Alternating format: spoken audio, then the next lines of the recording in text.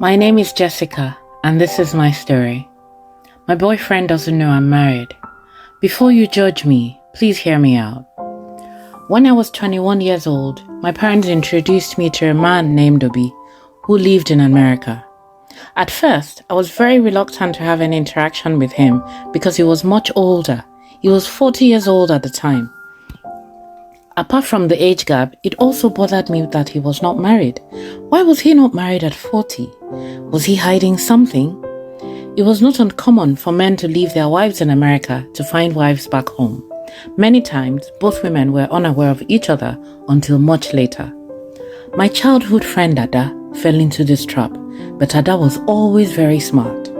When her husband Eze did not return to her as promised, she found her way to America. I don't know how she found him in such a big country, but she did. Him and a whole family. He had another wife and 2 children. But this is not Ada's story, it is mine. Because of Ada, I was uninterested in Obi, but after a few phone calls, I started to warm up to him. He told me he hadn't married because he had not found the perfect girl.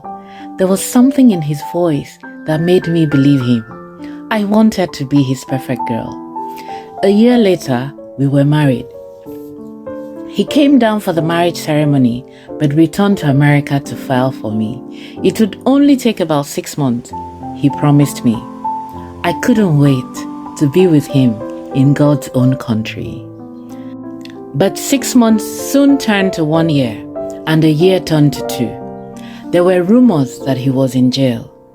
But he was still calling and making promises. How could he be in jail? On our 3rd anniversary, I left my hometown to seek greener pastures in the city. And I found it in Ayo's arms. Ayo is everything. He is kind, gentle, and loving. How do I tell him I'm married? If I've not seen my husband in 3 years, is that still a marriage? I should have told him from the first date, but I wanted to see him again, and again, and again, until our love blossomed. And now, I may be about to lose him.